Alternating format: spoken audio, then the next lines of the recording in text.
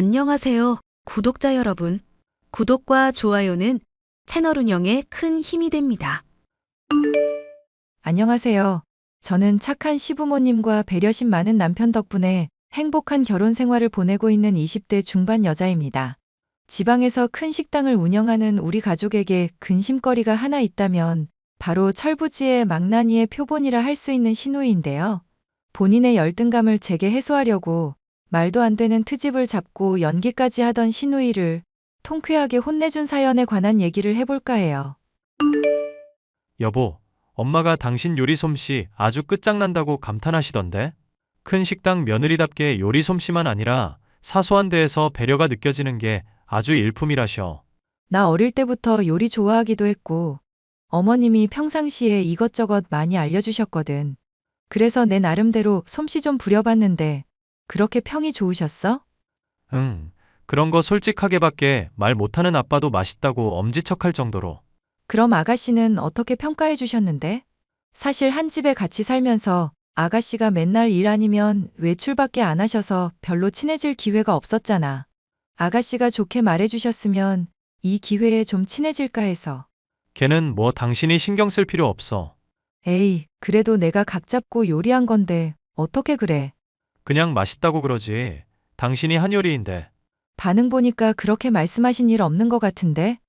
괜히 나 생각한다고 거짓말하지 말고. 나 아가씨한테 따로 물어본다? 그냥 자기 입맛이 아니라면서 좀 별로라고 그러더라. 왜? 나 아가씨 입맛에 맞추려고 제일 많이 신경 썼는데? 아가씨한테 한번 물어볼까? 어떻게 했으면 조금 더 맛있었을 것 같냐고. 여보, 있잖아. 세상에는 이해가 안 되는 사람이 있기 마련이거든. 잘해주면 본인이 정말 잘난 줄 알고 밑도 끝도 없이 대우만 받으려는 인간도 있고. 갑자기 그게 무슨 말이야. 아가씨한테 요리 어땠냐고 물어보겠다는데 그 얘기가 왜 나와? 내 동생 인영이가 바로 그렇게 세상 이해 안 가는 사람의 표본이라는 얘기야. 당신 요리 분명 맛은 있었을 텐데 일부러 인정하기 싫어서 깐 거지. 왜? 내가 아가씨한테 딱히 잘못한 것도 없는데? 이런 얘기까지는 하고 싶지 않았는데 당신도 기왕지사 알게 됐으니까 그러면 편하게 말할게. 걔가 엄마랑 아빠한테 졸라서 주방 일하면서 자기 손맛에 은근히 자부심 있거든. 열심히 하지도 않으면서 자존심은 은근히 세서 자기 말고 다른 사람 칭찬받는 꼴을 못 봐.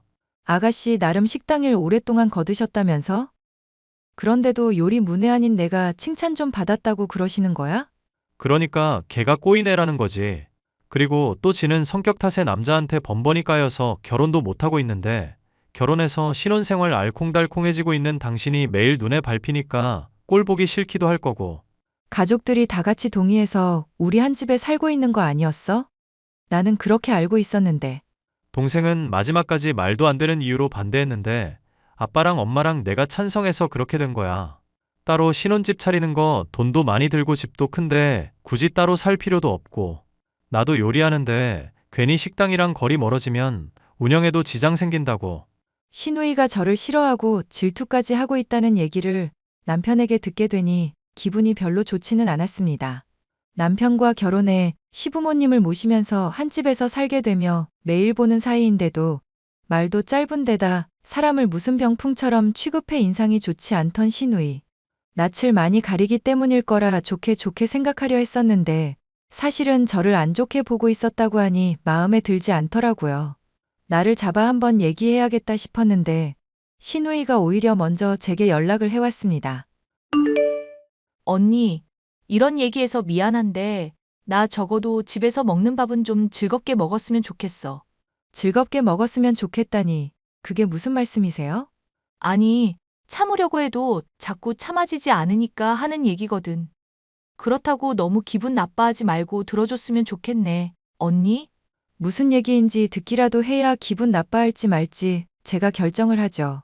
속 시원하게 얘기나 해보세요. 사실 집에서 밥 차리는 거, 나 엄마 입맛에 길들어서 다른 사람이 하는 건 소화가 안 되거든.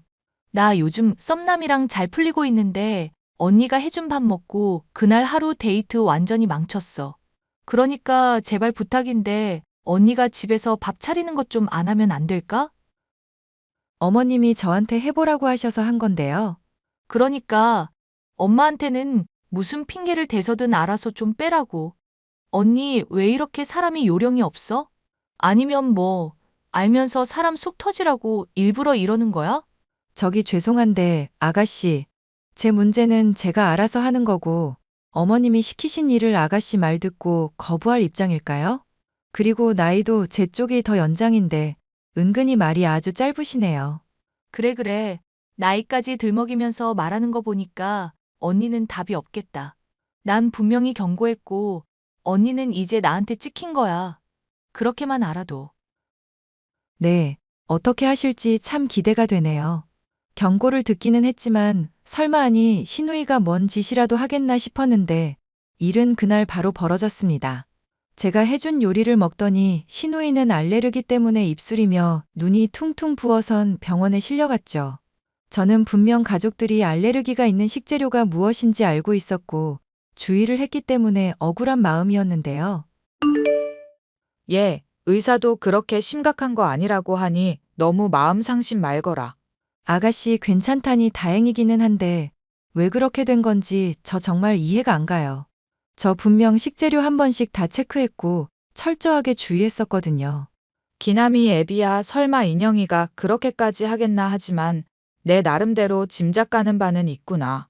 보나마나 네가 요리하는 거 먹기 싫다고 수 쓴 거겠지. 네?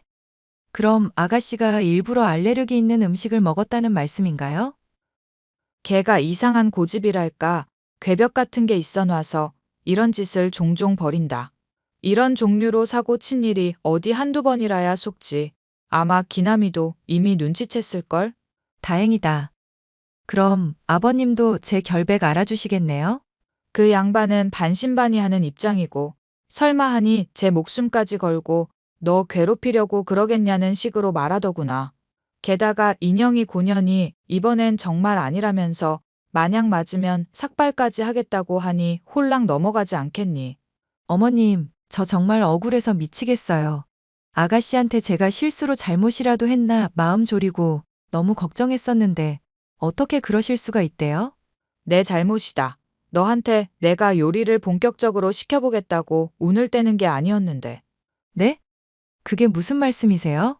손맛도 그만하면 괜찮고 센스도 있고 기억력도 괜찮아서 주방에서 간단한 일부터 시작해보는 게 어떨까 얘기를 해봤거든. 가족들 다 찬성하는데 인영이 걔만 절대 안 된다고 아주 날뛰기까지 하더구나. 물론 네가 마음에 들지 않을지 허락을 받아야 할 일이긴 하다만 묘하게 위기감을 느끼기라도 했나 봐. 저야 가족분들이 믿어주시는데 당연히 가게 일 동참해야죠. 아니, 꼭 그렇게 하고 싶어요. 기회 주셔서 너무 감사해요. 기남 애비가 반대하면 그게 무산될 수도 있으니까 문제다. 어쨌거나 너 아주 힘들겠지만 마음 잘 추스르고. 내 잘못 아니니까 절대 위축될 필요 없다. 알겠니? 앞으로 이런 일 자꾸 생기면 내가 어떻게든 조치를 해보려고 하마. 네, 어머님. 너무 감사해요. 병원에 따라갔던 남편을 비롯해 어머님까지도 위로를 해주고 있으니 놀랐던 마음이 많이 진정되었고, 이렇게까지 소동을 벌이면서 저를 골탕 먹이려 하는 시누이에 대해서는 화가 머리끝까지 솟구쳤습니다. 하지만 어머님이 해결해 주시겠다는 말씀을 믿고 저는 견디기로 마음을 먹었죠. 가만히 있으면 더 난동을 부릴 것이고 앞으로 이런 일이 또 있으면 결국 본인의 무덤을 파는 것이리라 생각했기 때문이었습니다. 언니, 저 언니 때문에 정말 죽을 뻔했던 거 알지? 앞으로는 요리 손도 대지 말고 사람 죽게 할 작정 아니면 그냥 집안일이나 잘하세요. 그리고 사과를 좀 하셔야지. 왜 이렇게까지 하시는지 저는 이해가 안 가네요. 정말로 제가 주방 가는 게 그렇게 걱정이 되세요? 왜 그렇게 사람이 자신이 없어요? 지금 대체 무슨 얘기를 하는지 모르겠네? 그렇게 개떡 같은 요리를 만드는 사람한테 내가 자신이 없긴 왜 없어? 아버님께 삭발까지 하겠다면서 거짓말 아니라고 맹세하셨다면서요. 가족들이 다 아가씨 믿는다고 해도 저는 떳떳하고 잘못한 거 인정 못하니까 그렇게 아세요. 어머, 사람 죽일 뻔 해놓고 뻔뻔한 것 좀 봐. 진짜 자꾸 본인 잘못 인정 못 하신다 이거죠? 제가 잘못을 한 게 있어야 인정하든지 말든지 하겠죠? 네. 그럼 또 제가 어떻게 하나 두고 보세요. 신우이는 그 뒤로 제가 밥을 차리는 기색이 있었다 싶으면 밥그릇이며 반찬을 엎어버리거나 제 눈앞에서 음식을 뱉는 등 패악질을 부렸습니다. 남편이나 시어머니는 물론이고 시아버지까지도 너무 심한 게 아니냐고 지적하자 자기는 죽을 뻔했는데 이 정도 반응이 당연하지 않냐며 도리어 소리를 높이더군요.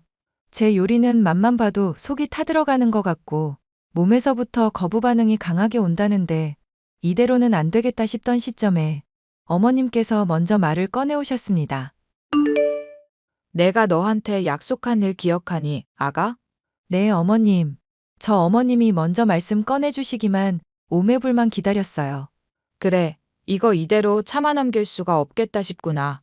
조만간 인형이 생일이니 파티 명목으로 요리 한번 나랑 같이 하자꾸나. 그래서 또 그 짓거리를 하면 내가 아주 혼쭐을 내놓든지 하마. 어떠니? 어머님이 그렇게 해주시면 정말 속이 후련할 것 같아요. 사실 남편이나 어머님은 믿어주셨는데 아버님은 안 믿어주셔서 마음이 많이 안 좋았거든요. 서운하기는 하겠지만 너무 맘 상해하지는 말거라. 그 양반까지 네 편 들고 나섰으면 이런 기회도 없었을 거다. 그리고 나한테 귀띔한 얘기인데 반신반의 정도라서 인영이한테 맹세까지도 시킨 거라더구나. 모르긴 몰라도 정말 인영이가 괜히 트집 잡는 거 들통나면 절대 그냥은 안 넘어갈 거야. 그럼 아가씨가 말씀하신 대로 정말 머리 잘린다든가 그런 것도 하시는 건가요? 기남 애비가 보기에는 온순해 보이고 이리저리 휘둘리는 것 같아도 나서야 할 때는 또 나서는 사람이야. 인영이 잘못한 거 다 드러났는데도 그 양반이 가만히 있을 리가 없지. 설령 그런 일 있다고 한다면 내가 대신해서라도 그 계집애 가만 안 둘 테니까 나만 믿고 있거라. 어머님, 너무 감사해요. 이렇게까지 저 신경 써주시고. 제 편을 들어주시는 시어머니 덕분에 신우이의 만행을 까발릴 생일 파티가 기다려지고 있었는데요. 저를 보면 입맛이 떨어진다고 생일 파티도 친구들과 하겠다면서 아침 일찍 나가 늦게 들어오던 신우이. 저는 어머님과 함께 생일상을 거창하게 차려놓고 같이 영화를 보러 갔다가 신우이가 들어올 즈음에 연락했죠. 아가씨, 오늘 생일인데 일찍 나가시는 바람에 제대로 축하도 못 드렸네요. 생일상 차려놨으니까 맛있게 드세요. 아, 이거 언니가 요리한 거였어? 안 그래도 먹었는데 더럽게 맛대가리도 없고 왜 배가 아프나 했네. 이딴 건 개돼지도 안 먹겠다. 아가씨, 저도 그동안 많이 노력했거든요. 제발 제가 음식에 일부러 이상한 걸 넣는다 뭐다 그런 말도 안 되는 소리 하지 말아주세요. 내 미각이 그럼 이상하다는 거야? 언니, 아니면 내가 맛있는 걸 맛없다고 우기기라도 한다는 거려나? 정말 맛이 없고 몸에서 안 받아서 그러는 거니까 이런 식으로 자꾸 나 괴롭히지 말지? 사람이 참는데도 한계라는 게 있다고. 저 앞에도 없는데 또 상 엎으시게요? 아니, 이런 음식 쓰레기 엎어봤자 바닥만 더러워지지. 그냥 음식 쓰레기통에 버리는 게 최선 아니겠어? 이런 건 개돼지도 안 먹겠다. 이번에도 아니나 다를까 음식으로 또 트집을 잡는구나. 그거 네 엄마가 한 거야. 이 개돼지 같은 년아. 뭐? 그게 갑자기 무슨 소리야? 엄마가 한 요리라고? 내가 분명히 맛을 봤는데? 어머님이 너 생일이라고 정성스럽게 차려주신 건데 맛으로 내가 만든 요리 구분할 수 있다며? 그런데 어쩌나 그동안 했던 주장이 완전 새빨간 거짓말인 거 다 알게 됐네? 언니, 대체 엄마 음식을 왜 네 거라고 속여서 사람을 곤란하게 만들어? 이거 엄마한테 말하면 엄마는 참아줄 것 같아? 너 정말 아무것도 모르는구나. 어머님, 만드신 요리 아가씨가 먹고 음식 쓰레기통에 아예 버려놨네요. 이걸 정말 어떻게 해야 좋을지 모르겠어요. 엄마, 나는 진짜 그러려던 게 아니라 언니가 나한테 해준 요리인 줄 알고 그랬던 거야. 사람이 싫다는데도 자꾸 귀찮게 하고 그러니까. 닥쳐, 이 계집애야. 곧장 인정하고 사과해도 시원찮을 판에 어디서 가당차는 변명이니? 엄마? 그게 무슨 말이야? 엄마 내 말 안 믿는 거야? 너 옛날에도 이런 비슷한 일 있었던 게 한두 번이니? 아빠가 너 오냐오냐 해준다고 나랑 가족들이 언제까지 참아줘야 하는 거냐? 먹을 거 없어서 굶어 죽는 사람들도 있는데 멀쩡한 요리까지 버리는 년을 언제까지 참아줘야 하겠냐고. 아니, 내 입맛에 안 맞으면 버릴 수도 있지. 그걸 가지고 왜 이렇게까지 쪼아대? 내가 며느리 요리며 손맛 좀 칭찬했다고 네가 열등감 가지는 거 훤히 보였다. 그래도 아직 애가 어리니까 요리에 대해서 진심이니까 그런 거라고 좋게 생각하려 했어. 그런데 요리에 진심이라는 애가 보일 태도니 이게? 앞으로 네 용돈은 없을 줄 알고 주방에는 아예 들어올 생각도 하지 말거라. 뭐? 그럼 사람 부족해지는데 설마 언니를 주방에 들이겠다는 거야? 요리 제대로 배우지도 않은 사람을? 너는 이 와중에 무슨 당연한 소리를 하고 있니? 요리 대하는 태도며 인성이며 너보다 100배 1000배는 낫구만. 감사합니다, 어머님. 더 열심히 분발할게요. 엄마, 이건 진짜 아니잖아. 내가 지금이라도 사과할게. 언니, 내가 미안하다고 인정할게요. 그동안 미안했어요. 네? 이럼 저 스트레스 받아서 피부 나빠지고 소개팅에도 지장 받는다고요. 아버님한테도 이 일 전해드렸더니 이발기 챙기러 가셨어요. 뭐요? 바리깡? 지금 그게 무슨 말도 안 되는 헛소리예요. 네 아빠가 할 때는 또 하는 사람이잖니. 네가 맹세했던 얘기도 있으니 시원하게 삭발하고 머리 자라는 동안 반성하려무나. 물론 그 전에 나한테 머리채 쥐어뜯길 것도 각오하고 있고. 그게 무슨 소리야? 나 지금 썸 타는 남자랑 잘 되고 있다고. 그 남자 생각해서라도 넌 아직 연애니 결혼이니 할 때가 아니니까 닥치고나 있어. 그게 엄마가 할 소리야? 이게 대체 다 뭐냐고. 잘못하신 죄값 받으실 때가 됐다는 뜻이죠. 넌 입 좀 다물어. 너나 다물어 이거사. 이게 어디 연장자한테 대들고 있어. 결국 신우이는 단단히 화가 난 시어머니에게 머리채가 쥐어뜯기고 뺨을 얻어맞고 시아버지에게는 이발기로 머리가 죄다 밀려버렸죠. 썸을 타고 있던 남자와는 가발을 쓰고 데이트하다가 삭발된 걸 들키는 바람에 관계가 파탄나 버렸다는 얘기 또한 들을 수 있었습니다. 저는 주방에서 능력 부족하고 시기심만 많던 시누이를 대신해 요리를 배우며 보람찬 하루를 보내고 있는데요. 철부지의 개념 없는 시누이와의 관계가 어떻게 될지 모르겠지만 시부모님을 비롯해 가족이 모두 저의 편이니 큰 문제는 없을 거라 생각합니다. 사연 끝까지 들어주셔서 감사합니다. 안녕하세요. 저는 청주에서 직장 생활하다 2년 전 두 아들 그리고 노모와 함께 김포로 이사온 56살 남성입니다. 20년 넘게 다닌 직장을 그만둔 이유는 아내와 이혼하고 가족들을 지키기 위해서입니다. 제 아내는 사치를 부리기 좋아하는 스타일이었고 전업주부로 제가 벌어온 돈으로 생활하고 있었어요. 연애할 때야 눈에 뵈는 게 없으니까 좋은 게 좋은 거라고 서둘러 결혼하고 아이도 낳고 살았습니다. 하지만 시간이 지나면 지날수록 아내는 가정을 지키기보다는 밖으로 나돌았고 결국 파국을 맞이하고 말았죠. 두 아들에게도 마찬가지였습니다. 항상 공부 많이 해서 좋은 대학 가서 자신을 호강시켜야 한다며 갈고대기 일쑤였죠. 말 그대로 내가 성공해서 노력해서 얻는 보상보다는 남에게 의지하는 성격이 강했습니다. 오늘 여러분께 제 이혼 이야기를 좀 하려고 해요. 지루하게 들리실진 몰라도 큰 마음 먹고 넋두리 한번 해보겠습니다. 공감되시면 응원의 댓글과 좋아요 부탁드릴게요. 지환, 지혁이, 이번에 중간고사 성적표 나온 거 사진 보내봐. 엄마 굳이 그래야 해요? 지난번 기말고사 성적 떨어졌잖아. 이번에 올랐는지 확인해봐야지. 학원도 다니는데 그 값을 하는지 엄마가 두 눈으로 확인해봐야겠어. 얼른 사진 올려. 그냥 좀 믿고 기다리면 안 돼요? 어떻게 매번 이렇게 스트레스를 주세요? 잔말 말고 올리라니까? 그래도 지난번보다는 올랐구나? 그래도 아직 더 해야 해. 이 성적으로 인 서울 하겠어? 여보, 그만 좀 하지 그래. 애들 시험 보느라 고생했는데 맛있는 것 좀 먹이고 그러지. 지환이 지혁이 고생했다. 아빠, 오늘 나 데리러 오면 안 돼요?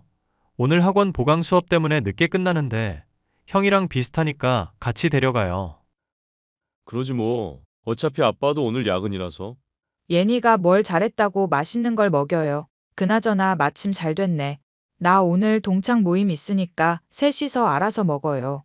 늦으니까 먼저 자고. 너네 그리고 용돈 금지야. 다음 주에 수학여행도 가는데 엄마 정말 너무한 거 아니에요?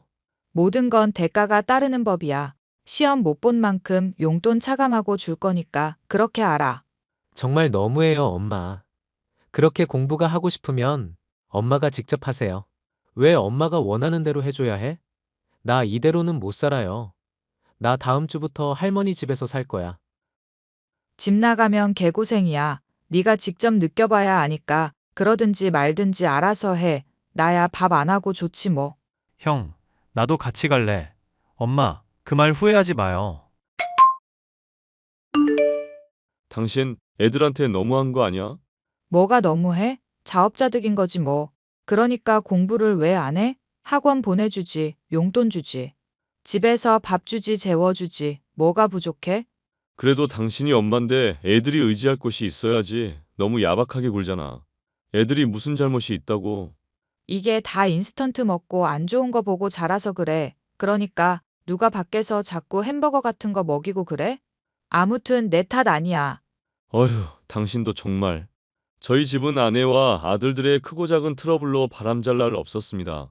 아내와 싸워 기분이 상한 아이들을 달래주는 건 항상 제 몫이었어요. 두 아들은 당분간 노모와 지내겠다며 정말로 짐을 싸들고는 제 고향 집으로 갔습니다.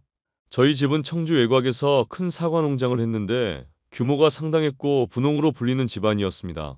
몇 년 전 아버지가 돌아가시고 외주업체와 협력해 농사를 이어나갔는데 중풍으로 노무가 쓰러지는 바람에 그만둘 수밖에 없었습니다. 다행히 병원에서 재활치료하며 꾸준히 진료받은 덕에 다리를 조금 절긴 하지만 상태가 눈에 띄게 좋아지셨어요. 계속해서 병원도 다녀야 하고 꾸준한 재활치료가 필요했는데 한 달에 한 번 서울로 진료를 보러 가야 했습니다. 제가 매번 모시고 가기 어려워 아내에게 부탁을 몇 번 했으나 늘 볼 일이 있다는 이유로 거절했고요. 결국 어머니 혼자 생활하기 어려운 면이 있어 아내에게 합가 의사를 물어볼 수밖에 없었습니다. 매번 집에 왔다 갔다 서울에 왔다 갔다 하나부터 열까지 다 일이었거든요. 저희 집 근처만 해도 재활치료며 병원도 근접한 거리라 그나마 여건이 괜찮았습니다. 하지만 이런 상황에도 불구하고 아내는 합가를 냉정하게 거절했어요. 한 번은 제가 해외 출장을 다녀와야 해서 아내에게 노모의 진료를 같이 가달라고 부탁했습니다.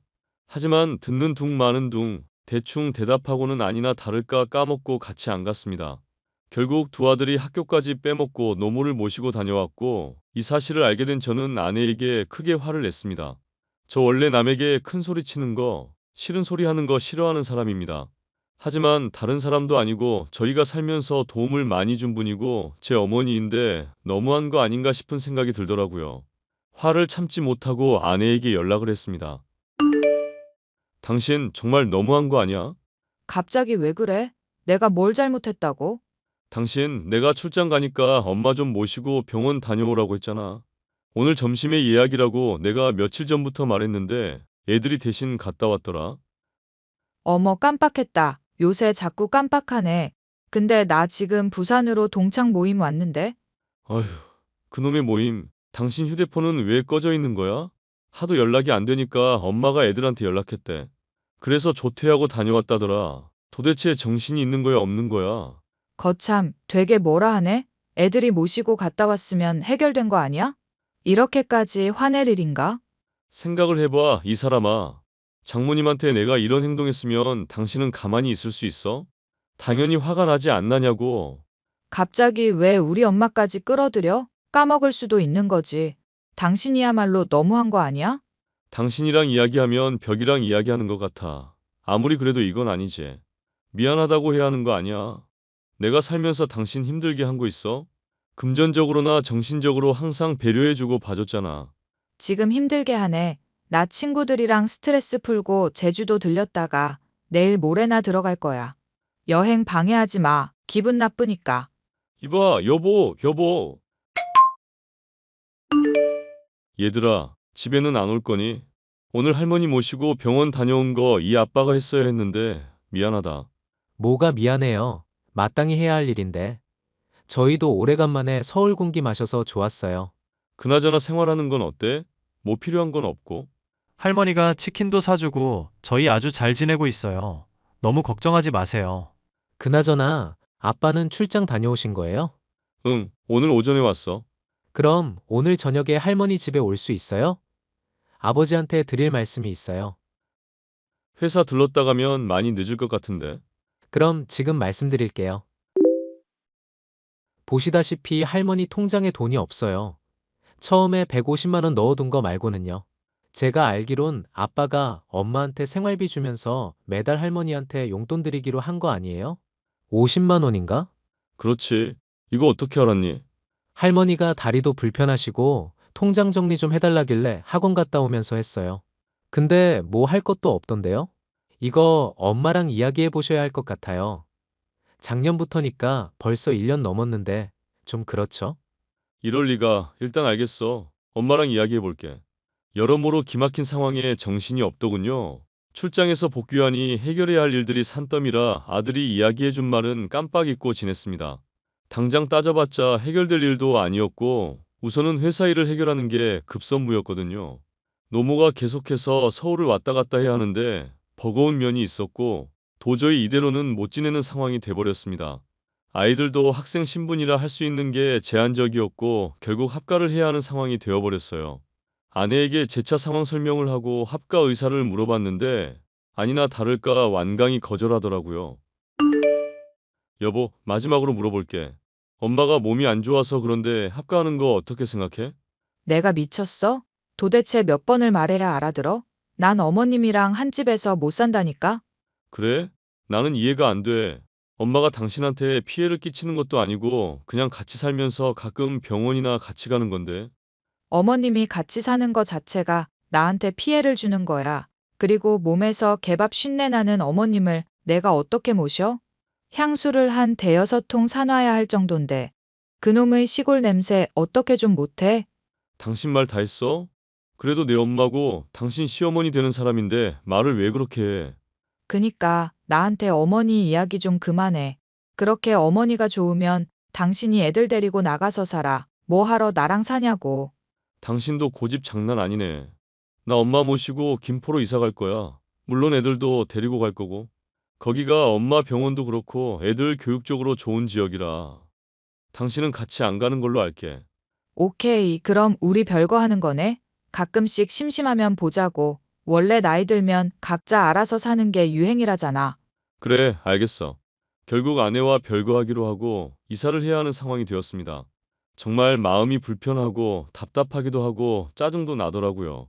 그런데 이사를 준비하면서 집값이 만만치 않다는 사실을 알게 되었고 이를 안 노모가 과수원 땅을 정리하려고 했는데 갑자기 관광부지가 들어서면서 50억이 넘는 보상금을 받게 되었습니다. 일단 아내에게 보상금 이야기는 하지 않고 별거하면서 한 달에 한 번 정도는 내려오겠다고 했습니다.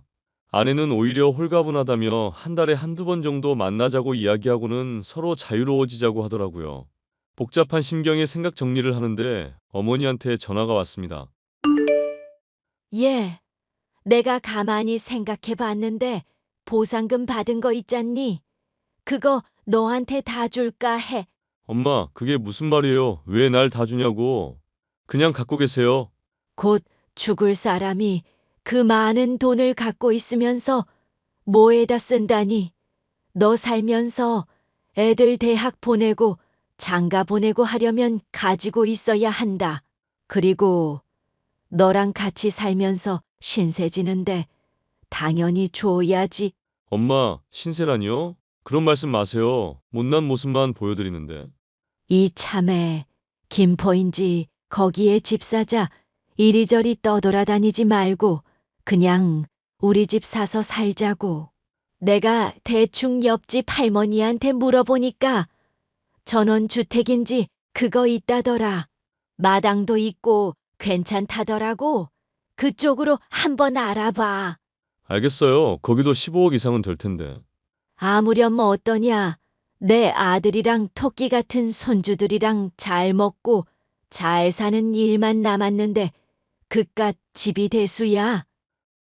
엄마, 김포 가면 병원에 무리 없이 다닐 수 있어요. 건강하게 오래오래 우리랑 살아요. 이 늙은 것이랑 평생 살아서 뭐하게. 때 되면 요양원에 보내주고 너희끼리 알아서 잘 살아라. 엄마, 정말 왜 그래요? 애들 앞에서 그런 소리 하면 나 정말 엄마 안 볼 거야. 어이구에 알겠다. 저는 노모의 말씀대로 김포에 위치한 한 동네에 전원주택을 구매했습니다. 보통은 땅을 사서 집을 짓고 들어가지만 아예 전원주택 단지로 구성이 되어 있더라고요. 정신없이 이사 준비를 하는 와중에도 아내는 동창들과 해외여행까지 계획하는 여유로운 태도를 보였습니다. 누구 속은 까맣게 타들어가는데 말이죠. 저는 결국 여행 가면 이혼이라는 말까지 했는데 아내는 제 말을 가볍게 무시하고 홀린 듯 해외여행을 가버렸습니다. 이삿짐 센터와 계약하고 짐을 꾸려 김포로 이주했습니다. 식탁 위에는 이혼 서류를 놓아둔 채 말이죠. 아니나 다를까 열흘 정도의 시간이 흐른 뒤 이혼 서류를 발견한 아내가 연락을 해오더라고요. 여보, 집이 왜 이 모양이야? 이사 간다더니 벌써 간 거야? 말했잖아. 엄마랑 애들 데리고 김포로 이사할 거라고. 아니, 이렇게 빨리 간다고? 책상에 둔 이혼 서류 봤지? 내가 오래 생각한 건데 당신이랑 나 평생 같이 못 살 것 같아. 그러니까 이참에 갈라서자. 누구 마음대로? 내가 뭘 그렇게 잘못했어? 아이들 엄마로서도 아내로서도 며느리로서도 당신은 빵점이야. 뭐? 빵점? 이 사람이 말 다 했나? 당신 이렇게 나올 거야? 갑자기 이혼하자고 하면 어떻게 해?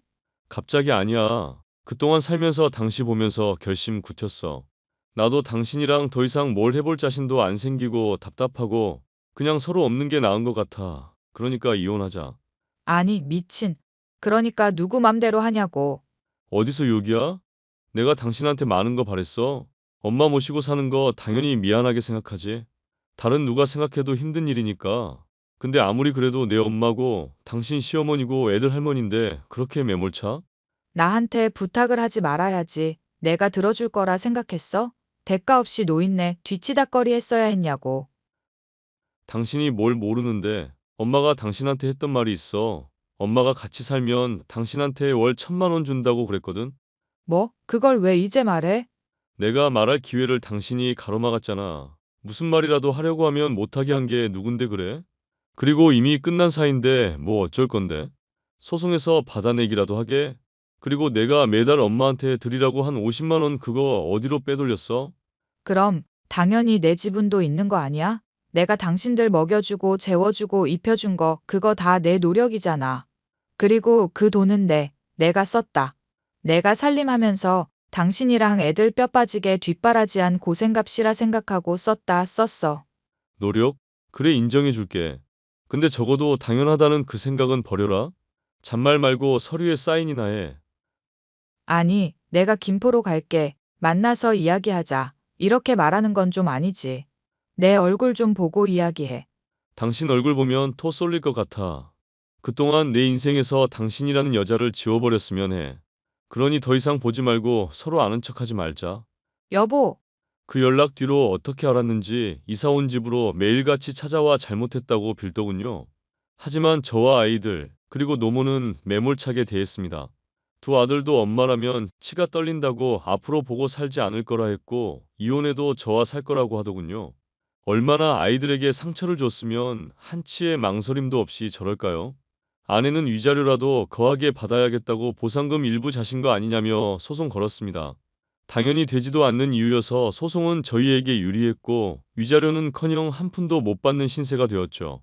결혼 생활하면서 사치만 부렸지 제대로 살림한 거 하나 없고 아이들이 엄마는 이름만 엄마였고 역할을 제대로 하지 못했다고 증언해서 정말 비참한 결과를 초래했습니다. 결국 저는 이혼 소송에서 승소했고 아내는 위자료 한 푼 받지 못하고 쫓겨나게 되었죠. 까짓것 1억이든 2억이든 얼마든지 줄 수 있는 상황이었지만 더 주기 싫더군요. 그렇게 아내의 연락처를 하단하고 김포에 정착하면서 무인 카페 탕후루 가게를 오픈했습니다. 요즘 대세를 따라야 한다며 아이들이 사업 팁을 알려준 덕에 대성공을 거두며 승승장구하고 있어요. 탕후루 가게는 곧 2호점 오픈을 앞두고 있답니다. 이렇게 이혼 후 오히려 더 바쁜 인생을 살아가고 있어요. 두 아들은 다니던 학원은 다 끊고 인터넷 강의 들으며 자발적으로 공부 중입니다. 오히려 아내와 같이 지낼 때보다 성적도 더 잘 나오고 여러 학원에서 스카우트제에 비슷하게 오더라고요. 노모는 병원에 셔틀버스가 있어서 아주 편하게 잘 다니고 계시고요. 예전보다 컨디션도 더 좋아지셔서 마당에 작은 텃밭도 가꾸며 지내십니다. 저는요, 그렇게 생각해요. 사람이 살다 보면 실수는 할 수 있지만 그 실수를 얼마나 포용하는지는 그 사람의 그릇에 따라 다르다고요. 세상에 같이 살아가는 60억 명이 넘는 인구 중에 마음 맞는 사람이 몇이나 있겠냐마는 이제는 그런 거 안 따지고 제 주관에 맞춰 살아가려고요. 여러분도 일일이 주변의 환경에 신경 쓰지 마시고 자기 주관대로 사세요. 마음 편하게. 제 사연은 여기까지입니다. 들어주셔서 감사합니다. 안녕하세요. 얼마 전에 아이를 출산하고 이제 막 조리원에서 퇴소한 초보 엄마입니다. 공교롭게도 동서와 비슷한 시기에 임신과 출산을 하게 되면서 공동육아를 하고 있답니다. 친정 부모님은 해외에서 사업을 하고 계시느라 1년에 두세 번 정도 얼굴을 보는 게 전부고요. 시부모님은 충남 논산으로 귀농하셔서 딸기 농사를 지으시며 작은 화원을 운영하고 계십니다. 동선의 부모님은 안타깝게도 오래전에 돌아가셨다고 들었어요. 의지할 곳 없는 며느리 둘이 서로 자매처럼 의지하고 재미있게 잘 지내고 있답니다. 오늘 제가 사연을 쓰게 된 이유는요. 남편과 결혼하기 전 이야기를 좀 들려드리려고 해요. 여러분들도 그러하듯이 결혼을 준비하면서 크고 작은 갈등이 생기잖아요. 저와 남편은 딱히 마찰이 없었는데 아들 부심 대단하던 시어머니 때문에 결혼이 파토 날 뻔했었거든요. 그때 당시 파혼을 했더라면 아마도 지금의 행복은 없었을 겁니다. 무슨 사연인지 궁금해하실 것 같아 지금 바로 사연 시작하겠습니다. 형수 바빠? 야, 너는 형수한테 형수가 뭐냐? 형수님이라도 똑바로 안 불러? 아니, 20년 넘게 이름 불렀는데 그게 하루아침에 형수가 되겠어? 나 참. 형 나한테 이러면 안 될 텐데? 왜 그래 수아나? 무슨 일 있어? 자기가 너무 받아주니까 수환이 제가 뭣도 모르고 그러는 거야. 이제 손윗 사람인데 대접받아야지. 내버려둬. 편하고 좋지 뭐. 어른들 앞에서만 조심하면 되니까. 아무튼 무슨 일인데? 아니, 나 여자친구 소개해 주려고요. 저번에 결혼 전제로 만난다고 했지? 동서지간 될 사이인데 서로 왕래하면 좋을 것 같아서. 그래, 그럼 좋지 뭐. 천방지축 김수환을 길들인 그녀는 과연 누구인가? 그러게, 저 녀석이 사고를 앵간히 쳤어야지. 에이 형 또 그런다. 내 여자친구도 성수동 출신인데 슬기 너 알 수도 있겠다. 얘도 성수초 나왔다는데 우리랑 동갑이거든. 그래? 신기하네. 그나저나 날은 언제로 잡게? 우리도 결혼 준비로 정신이 없어서 아예 약속을 정하는 게 좋아. 말 나온 김에 오늘 저녁 어때? 형도 비번이고 쉬고 있다며. 저녁도 먹고 가볍게 술도 한잔하자 콜? 야 임마, 나 내일 출근이야. 술은 무슨 술이냐? 에이, 오빠. 가볍게 한잔하자는 건데. 그리고 수환이 여자친구 데려온대잖아. 자꾸 틱틱댈래? 에잇, 알았어. 약속 장소랑 시간이랑 문자로 보내놔. 네 형수 데리고 시간 맞춰 갈게. 오케이 그럼 이따 봐. 저는 남편을 만날 당시에 인천에 있는 대학병원에서 간호사로 근무하고 있었습니다. 초등학생 때 만나 부모님끼리 서로 왕래하며 가까이 지낸 소꿉친구가 바로 제 시동생입니다. 시동생은 저와 같은 대학병원에서 의사로 근무하고 있고요. 시동생의 소개로 지금의 남편을 만나게 되었습니다. 남편은 소아과 의사로 근무하고 있는데 다정다감하고 세심한 모습에 반해 연애를 하게 되었습니다. 30살을 바라보는 나이이기도 해서 자연스레 결혼 이야기가 나왔고요. 곧 양가 집안의 인사를 앞두고 있었죠. 워낙 어려서부터 시동생과 가까이 지냈던 터라 결혼해서도 터울 없이 잘 지낼 것 같았습니다. 시동생 여자친구, 그러니까 제 예비 손아래 동서와도 결혼 전에 자주 만나면서 친분을 쌓았거든요. 예비 동서와는 알고 보니 친하게 지낸 건 아니었지만 같은 초등학교를 졸업한 동창생이더라고요. 성격이나 식성도 저랑 비슷했고 부모님도 두 분 다 외국에 계시는 게 상황이 비슷해서 더더욱 정이 갔습니다. 그렇게 고부 갈등은 없고 동서지간 사이도 좋은 완벽한 가정이 될 줄 알았어요. 하지만 그건 제 착각이었고 결혼 준비를 하게 되면서 조금씩 갈등이 시작되었죠. 양가 집안에 정식으로 인사를 드리고 외국에서 잠시 귀국한 부모님과는 식사로 자리를 마련했습니다. 슬기야, 어머님한테 예단 목록 받았어? 응. 상견례 전에 미리 주셨더라. 아무래도 부모님이 외국에 계시다 보니까 매번 만나고 그럴 수 있는 게 아니라 나한테 미리 전해주고 상견례 때 말씀하실 건가 봐. 나 보여줄 수 있어? 근데 좀 웃기지 않아? 이불이나 화장품 세트. 이해는 하는데 다른 것들 봐봐. 냉장고, 세탁기. 다 바꾸시려나 봐. 헉, 이게 다 뭐래? 저거 신혼집에 들어갈 물건들 아니고? 아니야. 시어머니가 바꾸실 건가 봐. 내가 신혼살림이냐고 물어보니까 그걸 왜 예단에 포함시키냐시던데? 아주버님 보시면 짜증내시겠다. 아니, 나 결혼할 때도 저렇게 주시려나? 글쎄? 근데 저번에 집에 가보니까 다 최신형에 구매한 지 얼마 안 된 것들이던데. 비스포크 냉장고 알지? 어머니가 그거 쓰시던데? 김치 냉장고랑 세트로. 그럼 정말 얼마 안 된 건데 왜 이렇게까지 하시지? 글쎄, 나도 잘 모르겠어. 일단 저것들 제외하고 나머지 먼저 준비해봐야지. 준비하다가 힘들면 말해, 내가 도와줄게. 안 그래도 수환이가 서로서로 돕자더라. 그럼 나야 좋지. 남편들이 바쁜데 동서지간 우애라도 다집시다. 이번 주 금요일에 치맥 어때? 좋지. 제 친정 부모님이 외국에 계시는 터라 자주 왕래를 하는 게 아니어서 어떻게 보면 결혼 준비는 시댁과 해야 했습니다. 정확히는 시어머니가 원하시는 대로 구색을 맞춰야 했고 상견례 전에 예단 목록을 미리 받아두기까지 했거든요. 다들 결혼 전에 이런저런 문제로 갈등도 겪고 그걸 극복해 나가면서 결혼을 하는 거라던데 예단에서부터 살짝 삐거덕거리기 시작했죠. 친구같이 지내는 시동생 부부 덕에 조금이나마 시름을 덜 수 있었지만 제 기준에는 너무 과한 것 같았습니다. 굳이 가정가구를 새로 싹 바꿔야 하고 현금 예단도 받고 모피코트에 명품 가방에 온갖 걸 다 적어 놓으셨더라고요. 사실 시어머니가 남편과 시동생을 홀로 키워오셨어요. 여자의 몸으로 자식 둘을 훌륭히 키워낼 의사를 만들었다는 대단한 자부심을 갖고 계신 분이었죠. 그래서 예단 목록을 보면 마치 내가 평생 고생했으니 보답받아야겠다라는 생각이 고스란히 담겨 있는 듯 했습니다. 혼자 알아서 잘 준비해 보려다가 도저히 안 될 것 같아서 남편에게 목록을 보여주었어요. 남편은 예단 목록을 보더니 아주 기겁을 하더라고요. 그러다 화가 난 남편이 시어머니께 찾아가 한바탕 했는지 저에게 문자가 왔습니다. 예, 예단 목록 간추려서 다시 보내마. 네, 감사합니다. 제가 먼저 연락드렸어야 했는데 이것저것 준비한다는 핑계로 그러질 못했네요. 그리고 너는 벌써부터 시어미랑 아들 사이를 이간질하니? 네? 그게 무슨 말씀이세요? 모르는 척하는 거니? 아니면 정말 모르는 거니? 너 정환이한테 예단 너무 과하다고 그새 일러 바쳤잖니. 아, 어머니, 뭔가 오해가 있으신 것 같은데요. 오해? 오해는 무슨 오해? 오늘 아침 대바람부터 전화 와서는 왜 너한테 예단으로 부담 주냐고 아주 지랄지랄을 하더라. 어머, 그 정환 씨가요? 전 그럴 의도로 말씀드린 건 아닌데. 죄송해요, 어머니. 됐다. 이미 지랄한 거 뭐 어쩌겠니. 남들은 다 그 정도 한다는데 뭐가 부담이 된다고 그걸. 어휴, 신혼살림은 어쩌고 있어? 그것도 한 군데서 할지 아니면 좀 나눠서 할지 고민 중이에요. 그래도 집 걱정은 덜었으니까 천천히 생각해 보려고요. 그래?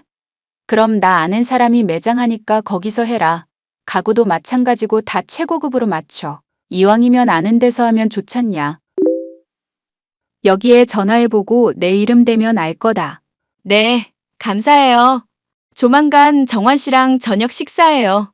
제가 맛있는 거 사드릴게요. 네가 웬일이냐? 일단 알았다. 시어머니는 결혼 준비를 하면서 조언이라는 핑계로 저에게 온갖 간섭을 하기 시작하셨어요. 신혼집도 병원과 가까운 오피스텔에서 시작하려 했는데 굳이 아파트를 고집하셔서 결국 그 고집 꺾지 못하고 병원에서 차로 30분 정도 거리에 있는 신축 아파트를 분양받았어요. 오피스텔은 걸어서 5분도 안 걸리는 거리에 있는 곳이어서 정말 최적의 장소라 생각했거든요. 저나 남편이나 근무 시간도 다르고 주로 병원에 있는 시간이 많기 때문에 오며 가며 이동하는 시간을 최소화하고 편리한 생활을 하길 바거든요. 하지만 신혼집부터 시작해서 가전이며 가구며 심지어 이불 색깔까지 간섭하시는데 슬슬 저도 지쳐갈 때쯤 서로의 갈등이 폭발한 사건이 발생하고 맙니다. 시어머니가 고향이 제주도신데 큰아들과 작은아들이 결혼을 앞두고 있으니 손수 청첩장을 전해주셔야 한다며 한 달 살기 겸 제주 여행을 다녀오신 뒤였어요. 예, 결혼 준비도 이제 막바지인데 신혼여행지는 어디로 정했니? 저희 아직 생각은 안 했는데요. 정환 씨도 그렇고 저도 그렇고 외국으로 오래 나가는 건 좀 그래서요. 제주도 갈까 생각하고 있었거든요. 아니면 강원도나 부산 쪽으로 가서 일주일 정도 지내고 올까 싶어요. 뭐? 제주도? 한 번뿐인 신혼여행인데 제주도라니. 어머니, 제주도가 어때서요? 요즘 제주도가 완전 핫하잖아요. 다들 못 가서 안달인데. 국내잖니. 신혼여행은 무조건 외국으로 가야 해. 시간도 그렇고 피곤하기만 할 것 같아서요. 정환 씨도 요즘 수술 많아서 엄청 피곤해 하거든요. 그래? 일단 알겠다. 왜 그러세요? 무슨 일 있으신 거예요? 아니면 어디 추천해 주실 곳이라도. 이왕 가는 거 좋은 데 가라고 말하려고 했던 거야. 내가 조금 이따 연락하마. 형수, 신혼여행 어디로 가? 제주도 생각하고 있어. 수술도 많이 하는 시기고. 진료 일정이나 근무 일정으로 보나 그냥 국내에서 이것저것 즐길까 생각하고 있어. 형이 요즘 바쁘긴 하지. 최 교수님, 장기 출장 가셔서 하필 그 기간이라.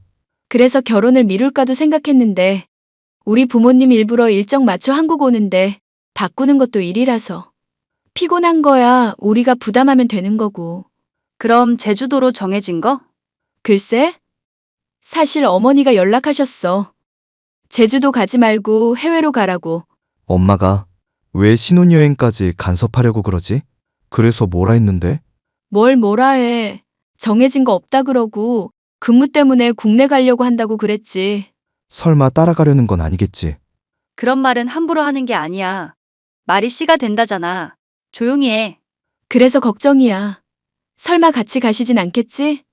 아, 어머니한테 연락 왔다. 잠시만. 예.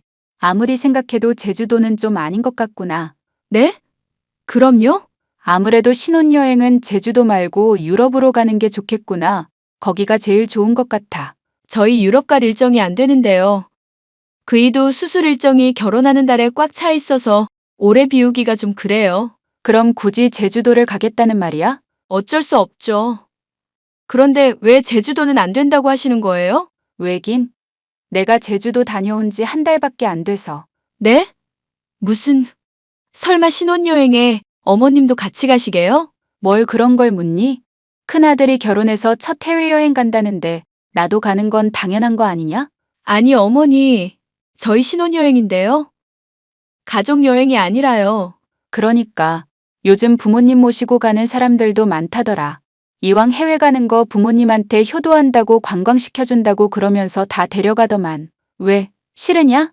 네, 전 싫은데요. 신혼여행인데. 어머니가 같이 가면 불편하고 신혼여행 분위기도 안 살고. 뭐? 너 지금 말 다 했니? 내가 구닥다리라는 거야 뭐야? 뭣도 아닌 년 의사 아들이랑 결혼시키니까 아주 기고만장해가지고는 시어머니 어려운 줄 모르네? 네? 뭣도 아닌 년이요? 어머니, 말씀이 조금 지나치신 거 아니에요? 심하긴 뭐가 심해.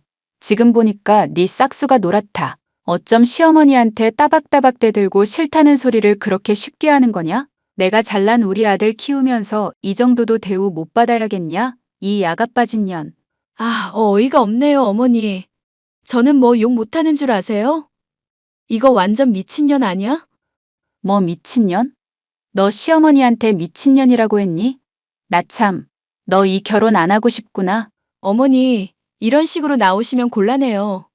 참견하시는 것도 정도 것이지 어떻게 신혼여행을 따라올 생각을 하세요? 네 말버릇을 보아하니 시집살이는 각오해야 할 거다. 알겠냐? 시어머니가 신혼여행을 들먹거리시면서 본인도 굳이 따라가야겠다고 고집을 부리시는 겁니다. 그러면서 제가 싫다고 했더니 저에겐 연연거리면서 입에 담지도 못할 욕을 하시는 거 있죠. 저도 어렵게 공부해서 간호사 자격증 따고 유명한 대학병원에서 근무하는데 그런 저와 남편을 사사건건 비교하시던 것도 그렇고 전 아무것도 아닌 것처럼 대하는 게 너무 싫었습니다.